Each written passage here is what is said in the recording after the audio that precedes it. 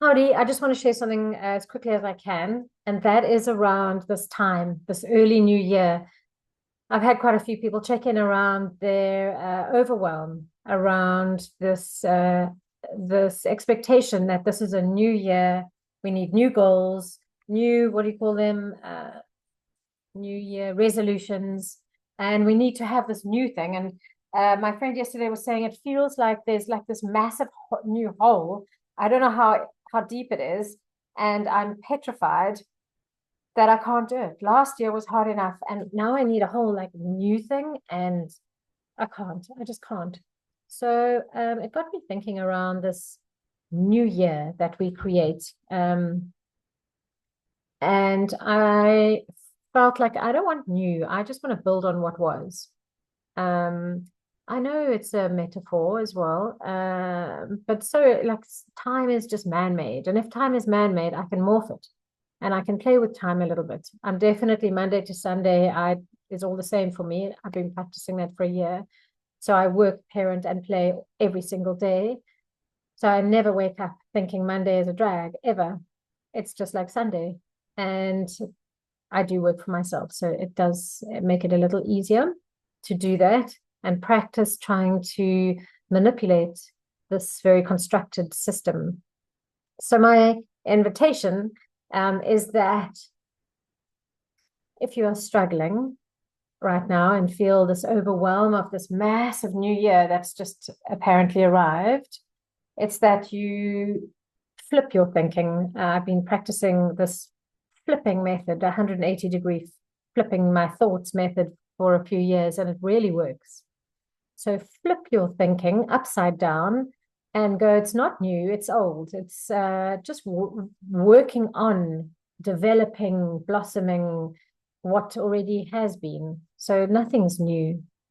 This is not a this is not a whole fresh new hole to fill with stuff and busyness. We're developing, we're expanding, we're growing, we're blooming.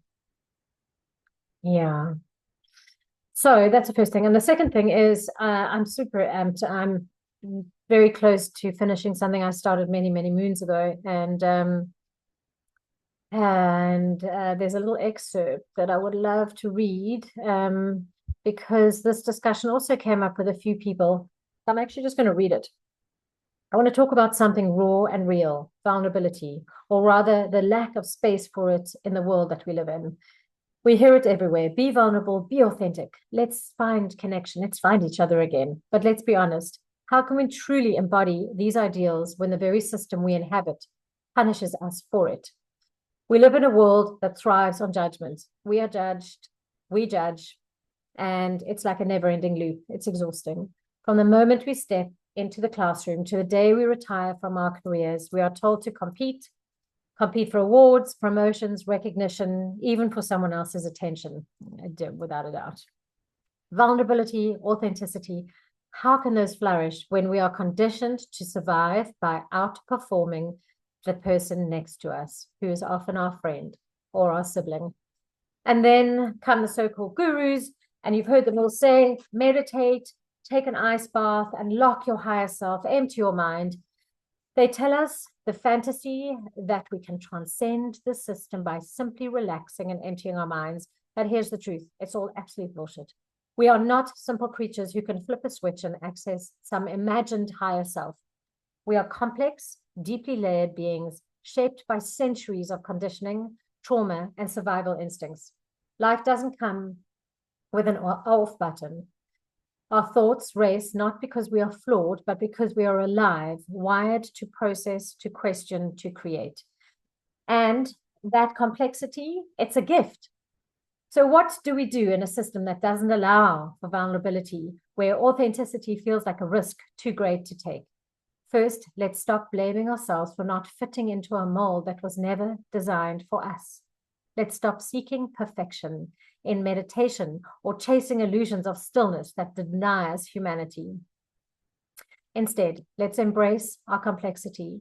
Let's acknowledge that we are walking contradictions, ambitious yet insecure, loving yet guarded, hopeful yet wary. Let's make space for these contradictions, not as flaws to be fixed, but as truths to be lived. And most importantly, let's find ways to connect with each other as we are, not in curated Instagram moments or LinkedIn posts celebrating our latest achievement, but in the raw, unfiltered messiness of being human. That's where authenticity lives, not in perfection, but in connection. In a world that constantly demands more of us, let's start by demanding less of ourselves. Let's demand honesty, complexity, and the right to be exactly who we are, even if the system doesn't allow us. And I'll end by sharing the most important thing, the most important act for this practice to be practiced is create the environment. Create safety, create promises, create contracts. Once those are in place, only then can we practice ever so slightly dropping into our vulnerability, and therefore authenticity, and then find connection with ourselves and others. So that's a little excerpt from something that I'm doing that I'm super amped to share with you soon, but just have a little think about it. Drop the pretenses a little bit. Just practice tiny pieces, and I'll be back soon. Sending you love, and yeah, go gently.